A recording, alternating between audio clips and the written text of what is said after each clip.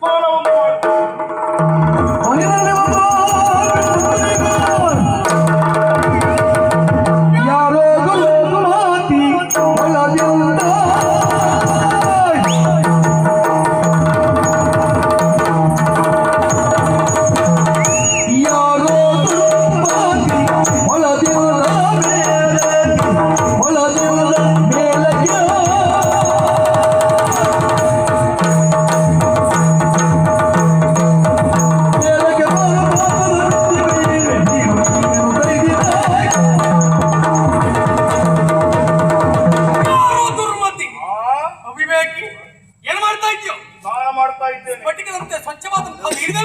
ನಿನ್ನ ಮೈ ಕೊಳೆಯನ್ನು ತೊಳೆಯುವುದಕ್ಕೆ ಆ ನೀರನ್ನು ಆಶ್ರಯಿಸ್ತಾ ಇದ್ದೀಯೋ ಇದು ನಿನ್ನಂತವರಿಗೆ ಭೂಷಣ ಅಲ್ಲ.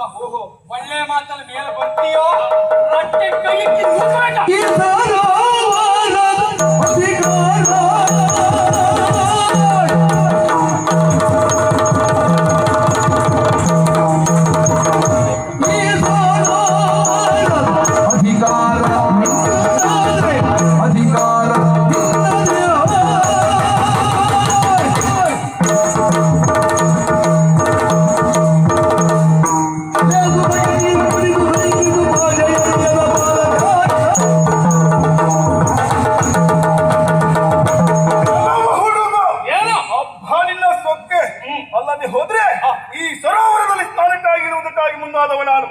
ನನ್ನನ್ನು ತಡಿತಾ ಇದೀಯ.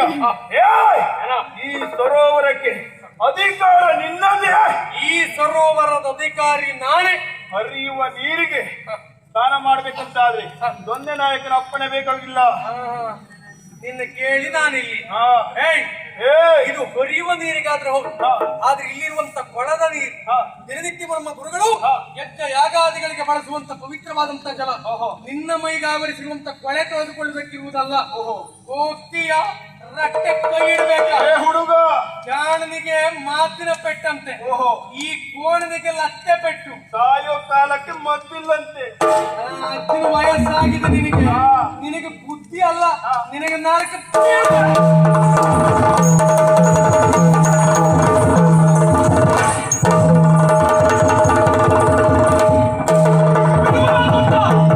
ಇವನ ತಲೆಯನ್ನ ಕಡಿದು ಚೆಲ್ಲಬೇಕು.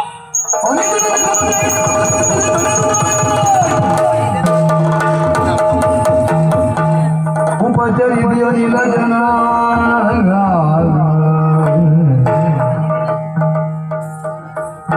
ಯಾರು ನೀಚ ಖರೀಜವು ಬ್ರಹ್ಮ ವರ್ಚಸ್ಸು. ಯಾರು ನೀಚ ಖರೀಜವು ಬ್ರಹ್ಮ ವರ್ಚಸ್ಸು. ರಕ್ತದರ ತಾಮಸವು ಕೋರುತ್ತಿದೆವು ಕವಿತೆ ಈ ಶಕ್ತಿ ನಾಲ್ಕರಲ್ಲಿ ಅವತರಣವಾಯಿತು.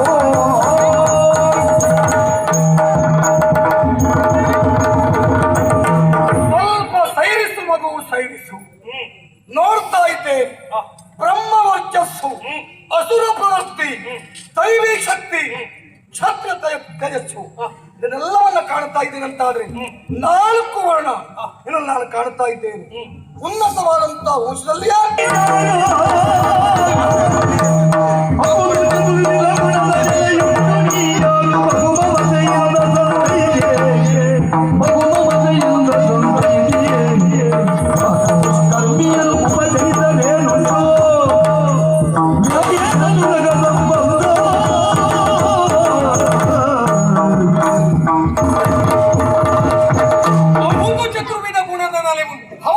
ನೀನಾಡಿರುವಂತ ಮಾತೆಲ್ಲವೂ ಸತ್ಯವೇ. ಆದ್ರೆ ನೀನು ಕೇಳುವಂತ ರೀತಿ ನೀತಿಗೆ ನಿನ್ನ ಪ್ರಶ್ನೆಗಳ ಉತ್ತರವನ್ನು ಕೊಡುವ ಮನಸ್ಸು ನನಗಿದ್ದು ಸಹ ಈ ಕ್ಷಣಕ್ಕೆ ಕೊಡುವುದಿಲ್ಲ. ಯಾಕೆ ಗೊತ್ತಾ? ಯಾಕಪ್ಪ? ಉಹಕಿ ದುಷ್ಕರ್ಮಿ ಅವನನ್ನ ಪಾಲಿನ ವೈರಿ. ಅವನನ್ನ ನೀನು ಸಂತೈಸಿದ್ದಿ, ಅವನನ್ನ ರಕ್ಷಣೆ ಮಾಡುವುದಕ್ಕೆ ಮನ ಮಾಡಿದ್ದಿ. ಪರ್ಯಾಯವಾಗಿ ನೀನು ನನ್ನ ಪಾಲಿನ ವೈರಿಯೇ ಆಗ್ತಿ. ಅದಕ್ಕಾಗಿ ನಿನ್ನಲ್ಲಿ ಹೇಳುವ ಅಗತ್ಯ ಇಲ್ಲ, ಅನಿವಾರ್ಯ ಇಲ್ಲ. ಇನ್ನು ನೀನುಂಟು, ರಕ್ಷಣೆಗೆ ಒಳಗಾದ ಅವ ಉಂಟು. ನಾನು ಒಂದು ಕ್ಷಣವೂ ನಿಲ್ಲಲಾರೆ. ತಿರುಗಿ ನೋಡಿದ ಉಭಯ ವೀರರ ತಿರುಗಿ ನೋಡಿದ ಉಭಯ ವೀರರ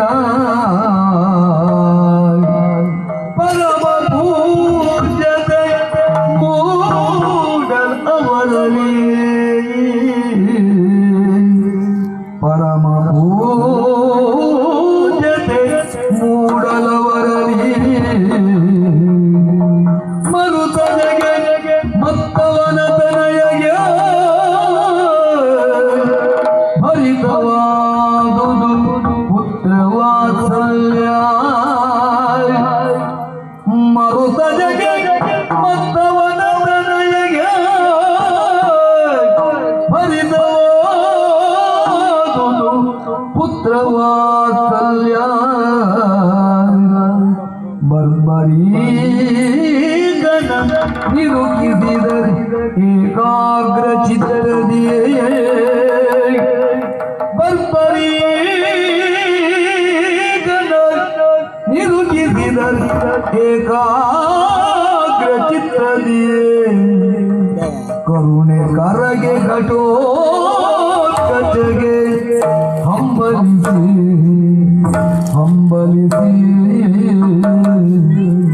ಕರುಣೆ ಕರಗೆ ಘಟೋತ್ಕಚನು ಹಂಬಲಿಸುತ್ತ ಇಂತೆಂದ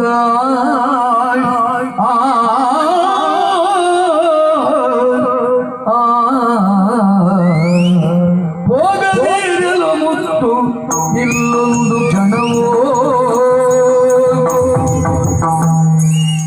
ಹೋಗದಿರಲು ಮುತ್ತು ಇಲ್ಲೊಂದು ಕ್ಷಣ ಅನುರಾಗವು ಮಳಿಸಿತು ನೋಡಿನ ಗಣಿವೆ ಅನುರಾಗವು ಮಳಿಸಿತು ನೋಡಿನ ಗಣಿವೆ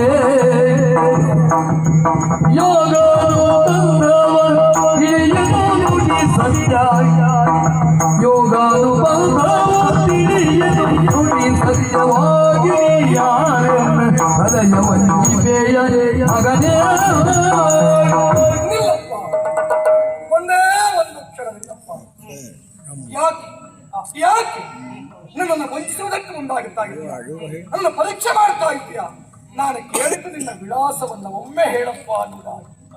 ಅದು ಯೋಗ ಬಂದ ಅಂತ ಹೇಳುವುದು ಯಾರಿಗೊತ್ತು ಯಾರಿಗೂ ಮಗು ನನ್ನ ಅಂತರಂಗವೇ ಹೇಳ್ತಾ ಇದೆ.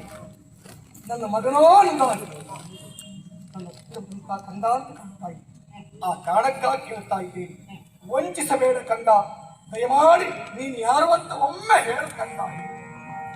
ಜನಕ ನಿಲ್ಲೆನ್ನುವ ಭಾವದಿಂದರು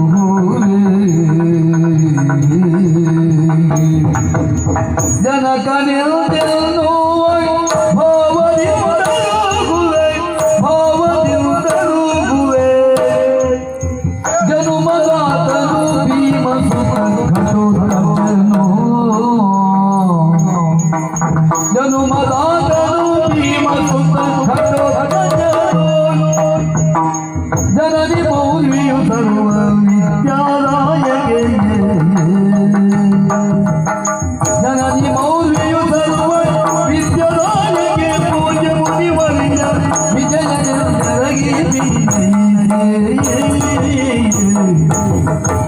ಯಾಕೋ ನೀನು ತಡೆದು ನಿಲ್ಲಿಸಿ ಮಾತಾಡುತ್ತಿರುವುದನ್ನು ಕೇಳುತ್ತಿರುವಾಗ ಯಾವುದೋ ಬಾಂಧವ್ಯದ ಸಲೆಯೋ ನಲೆಯೋ ನನಗಂತೂ ಅರ್ಥವಾಗುತ್ತದೆ.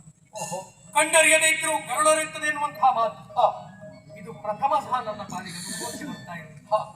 ನಿನಗೆ ನನಗೆ ಎಲ್ಲಿಯ ಸಂಬಂಧವೋ ಏನು? ಆದ್ರೆ ನಿನ್ನ ವಯಸ್ಸನ್ನ ಕಂಡ್ರೆ ನನ್ನ ಬಹುಶಃ ನನ್ನ ತಂದೆಯ ವಯಸ್ಸು. ಅದಕ್ಕಾಗಿ ತಂದೆ ಎಂದೆಂಬ ಭಾವದಿಂದ ರುಹುವೆ. ಸಂತೋಷ ಹೇಳು. ಚಂದ್ರವಂಶದ ಕುರಿತಾಗಿ ಕೇಳಿರಬಹುದು. ಪಾಂಡವರಲ್ಲಿ ಬಲಿಷ್ಠನಾದವ ಭೀಮಸೇನ, ಭೀಮ ಹಾಗೂ ನೆಂಬೇರಿಗೆ ಮಗ ಘಟೋತ್ಕಚ ಹಾಗೂ ಕಾಮಕಂಠಿಯರಿಂದ ಪ್ರಪಂಚದ ಬೆಳಕನ್ನ ಕಂಡವ. ಹತ್ತಿರದಲ್ಲಿ ಇರುವಂತಹ ಅವನಿ ಸಾಗರ ಸಂಗಮ ಕ್ಷೇತ್ರದಲ್ಲಿ ವಿಜಯ ಮುನಿಗಳ ಆಶ್ರಮದಲ್ಲಿ ಅವರ ಶಿಷ್ಯನಾಗಿ ಬದುಕನ್ನು ನಡೆಸ್ತಾ ಇರುವವ ನಾನೇ ಪರ್ಪರೀಕನು. ನೀನು ಪರ್ಪರೀಕ ಮಗನೇ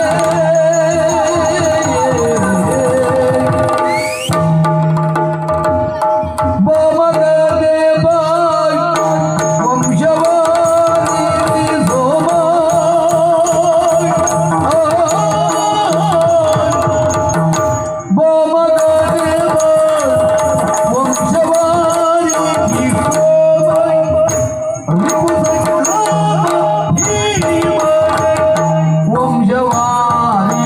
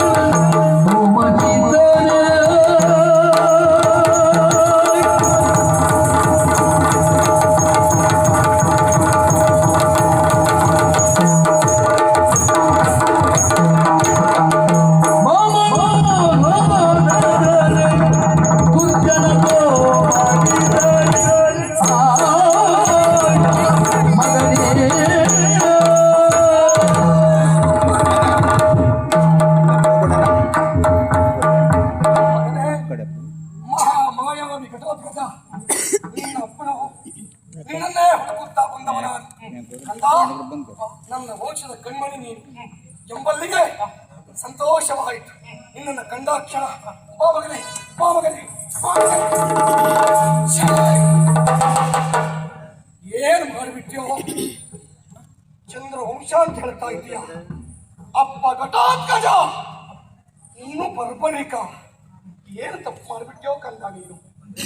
ಶತಗಜತ್ರಾಣಿ ಭೀಮಸೇನ ನನ್ನ ತಂದೆ ಅಜ್ಜ ಪ್ರಪಂಚ. ಆ ಭೀಮಸೇನ ಯಾರು ಗೊತ್ತುಂಟ? ನೋಡಲ್ಲಿ ಅವನ ಅಜ್ಜ. ನಡುಗಿದನು ಗೈದ ಕೃತ್ಯಗೆ, ನಡುಗಿದನು ಗೈದ ಕೃತ್ಯಗೆ, ಸುಡರಿ ಎನ್ನಯ ಬಾಲ್ಯ ವ್ಯರ್ಥವೋ, ಸುಡರಿ ಎನ್ನಯ ಬಾಲ್ಯ ವ್ಯರ್ಥವೋ, ದುಡುಕಿದೆನು ನಾ ಅಧಮ, ದುಡುಕಿದೆನು ನಾರಧಮ, ಧರ್ಮದ ಕಡು ವಿರೋಧಿ,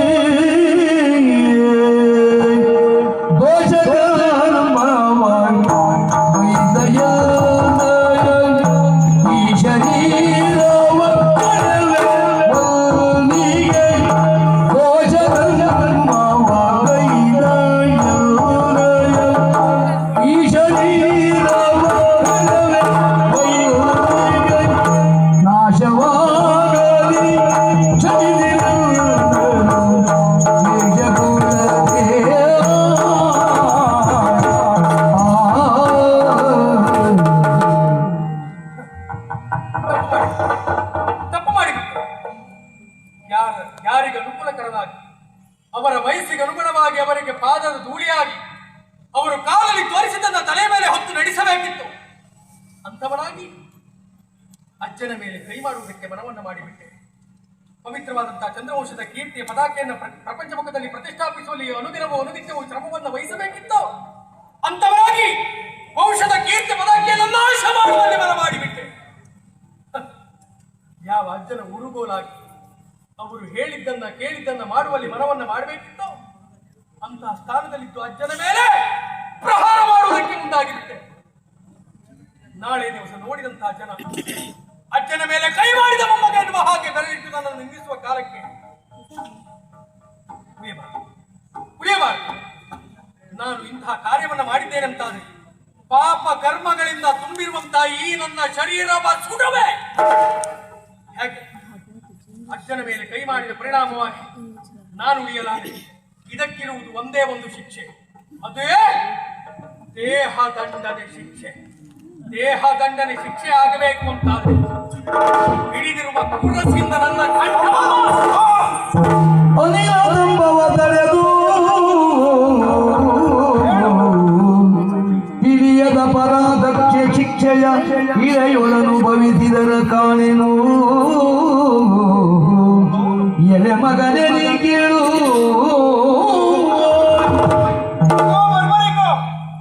ಏನ್ ಮಾಡುವುದಕ್ಕಾಗಿ ಮುಂದಾಗ್ತಾ ಇದ್ದೀಯ? ನಿಮ್ಮ ಅಪ್ಪನಂತೂ ಬುದ್ಧಿ ಇಲ್ಲ. ಇಲ್ಲಪ್ಪ ಹಳೆಯವಾಗಿದ್ದೇ ನಾನು ಮುಂದಾಗಿ ಏನ್ ಹೇಳಿ ತಪ್ಪು ಮಾಡಿದೆಂಬ ಕಾರಣಕ್ಕಾಗಿ ಆತ್ಮಹತ್ಯೆ ಮಾಡೋದಕ್ಕೆ ಮುಂದಾಗ್ತಾ ಇದ್ದೀಯ. ಮಗು, ಮೊದಲೇ ನಾನು ಅಜ್ಜ ಎನ್ನುವುದಾಗಿ ಗೊತ್ತಾಗಿದೆ ಹೋದಾದ್ರೆ ನಾನು ಕೈ ಮಾಡುವುದಿಲ್ಲ. ಆದ್ರೆ ಯಾವುದೇ ಒಂದು ಅಜ್ಜೆಗಾಗಲಿ ಮೊಮ್ಮಗ ಗಟ್ಟೆ ಎಳಿತಾನೆ ಅಂತ ಅದು ದ್ವೇಷ ಸಿಟ್ಟಿಂದ ಮಾಡುದ ಅಲ್ಲವೇ ಅಲ್ಲ, ಮೊಮ್ಮಕ್ಕಳು ಪ್ರೀತಿಯಿಂದ ಮಾಡುದಲ್ವಾ?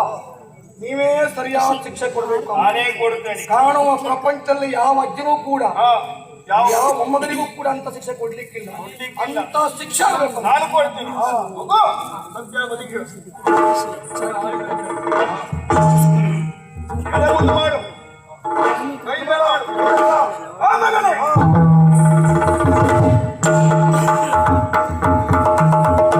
ಹಾಲು ನೀರು ಒಂದಾಯ್ತು, ಬಟ್ಲು ಮಾತ್ರ ಬೇರೆ ಅಲ್ಲ. ಹಾಲು ನೀರು ಒಂದಾದದ್ದು ಇದೆ, ಬಟ್ಲಲ್ಲಿ ಅಂತೂ ನೆನಪಿಟ್ಕೊಳ್ಬೇಕು. ಅಂತೂ ತ್ರಿವೇಣಿ ಸಂಗಮದ ಹಾಗೆ ಅಜ್ಜ ಮಗ ಮೊಮ್ಮಗ ಅಲ್ವಾ ಒಟ್ಟಾಗಿದ್ದೇವೆ. ಆದ್ರೂ ಯಾಕೋ ಏನು ಮನಸ್ಸಿನಲ್ಲಿ ಸಂಶಯ, ಅಜ್ಜನ ಮೇಲೆ ಕೈ ಮಾಡಿಬಿಟ್ಟೆ ಎನ್ನುವಂತಹ ಶಂಕೆ ನನ್ನಲ್ಲಿ ಯಾವತ್ತೂ ಉಳಿಯಬಾರದು. ಅದಕ್ಕಾಗಿ ಧರ್ಮಶ್ರೇಷ್ಠರನ್ನ ಕಾಣಬೇಕು, ಅವರಿಂದ ಸರಿಯಾದಂತ ನಿರ್ಣಯವನ್ನ ಪಡೆದುಕೊಳ್ಳಬೇಕು. ಜೊತೆಯಲ್ಲಿ ಅಮ್ಮ ನಿಮ್ಮ ಬರ ನಿರೀಕ್ಷೆಯಲ್ಲಿದ್ದಾರೆ, ನನ್ನೂ ಕಾಯ್ತಾ ಇದ್ದಾರೆ. ಆದಷ್ಟು ಬೇಗ ಮೂವರು ಒಟ್ಟಾಗಿ ಅಲ್ಲಿಗೆ ಹೋಗಿ ಧರ್ಮಶ್ರೇಷ್ಠ